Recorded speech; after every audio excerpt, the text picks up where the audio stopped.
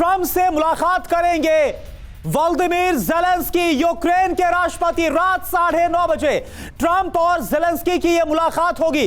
America और Ukraine के बीच अहम समझौता हो सकता है और इस पर आज आखिर मुहर लगेगी।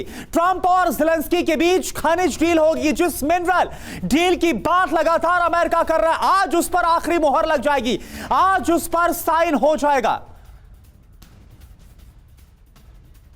तो आप देखिए, आज ये मुलाकात जो होने वाली है रात 9:30 बजे, इस पर पूरी दुनिया की नजर। और इस मुलाकात के मायने क्या है, इसके लिए रुख करते हैं मेरे सहयोगी समीर का।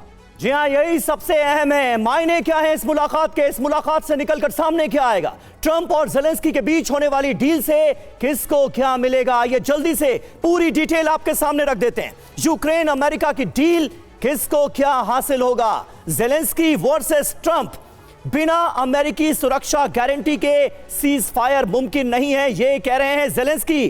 ट्रंप क्या कह रहे हैं? यूक्रेन के साथ सामरिक समझौता हम नहीं करेंगे, ये क्लियरली ट्रंप की तरफ से बता दिया गया है। ट्रंप कह रहे हैं नाटो सदस्यता भूल जाए यूक्रेन, भविष्य में यूक्रेन की अखंडता हमारी प्राथमिकता रहेगी, ये कह रहे हैं ज़ेलेंस्की। लेकिन बड़ी बात यह है कि अब ज़ेलेंस्की को यूक्रेन को सुरक्षा गारंटी देने के लिए भी अमेरिका तैयार नहीं है। दो टूक डोनाल्ड ट्रंप की तरफ से कह दिया गया है कि यह मुमकिन नहीं है।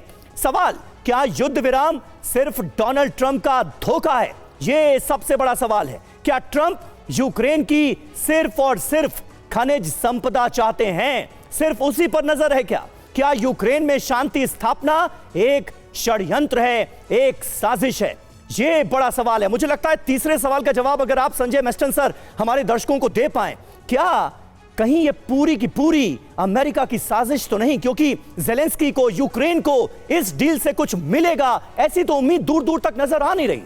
देखिए, आपने जो बोला है ये षड्यंत्र है क्या? देखिए, देखने में तो लगता है कि शायद वो उसी तरफ जा रहा है, क्योंकि बहुत डायमेंशंस हैं आज की तारीख में। एक तो ज़ेलेंस्की है, ट्रंप है, पुतिन है और ईयू है, ये सारे जितने भी फैक्टर्स हैं, नाटो है, ये किसका क्या क्या मुद्दा है। और आपने अभी देखा कल यूके प्राइम मिनिस्टर भी थे, उससे पहले फ्रांस के प्राइम मिनिस्टर थे।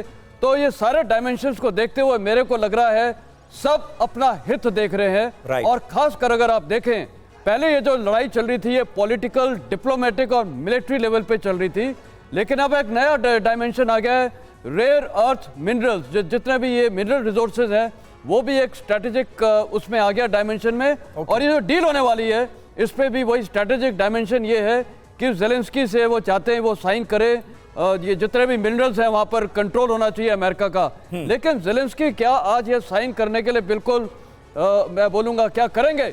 देखिए, आपने देखा था G20 समिट में भी, या जितनी भी बड़ी बड़ी समिट्स होते हैं, आखिरी 1 घंटे की जो मीटिंग होती है उस पर बहुत डिसीजन चेंज होते हैं। हो सकता है आज ज़ेलेंस्की की सबसे बड़ी कंसर्न है सिक्योरिटी गारंटी। यहाँ ट्रेड ऑफ होने की संभावना है, क्योंकि उसके बिना ज़ेलेंस्की क्यों साइन करेंगे, उनको तो पूरे में नुकसान है। तो नहीं, लेकिन सर सुरक्षा गारंटी का जहां तक सवाल है, त्रिपाठी जी, साफ तौर पर डोनाल्ड ट्रंप ने भरी प्रेस कॉन्फ्रेंस में सबके सामने कह दिया कि यह मुमकिन नहीं है।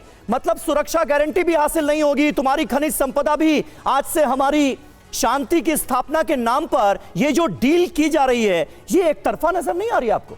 देखिए, बिल्कुल ये एक तरफा हो सकती है, क्योंकि ट्रंप ने, देखिए, पहले जब खनिज संपदा की डील की बात की थी तब ये था कि सारी की सारी वो खनिज संपदा पर अमेरिका का अधिकार होगा जी। ट्रंप वहाँ से एक सीढ़ी नीचे उतरे हैं, उन्होंने कहा 50-50 हम लोग करेंगे।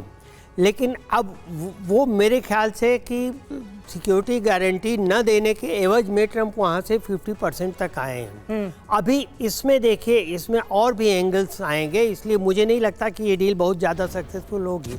एक एंगल तो ये आएगा कि जो डील हुई है, वो हो रही है, 2.5 बिलियन टन्स के खनिज संपदा के वहाँ होने का उम्मीद है, जिसमें 40% डोनबास वगैरह में है जी। टोटल वैल्यू जिसकी जो है वो $2.5 ट्रिलियन है, जो कि समझ लीजिए कि रूस और यूक्रेन की जीडीपी से भी ज़्यादा है।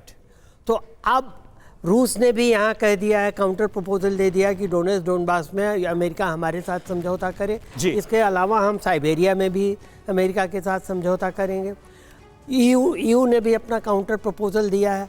तो अब मुझे लगता है कि शायद ये हो कि इस डील में एक और संशोधन हो कि डोनेट्स्क डॉनबास में रूस को भी पार्टनरशिप दे दी जाए।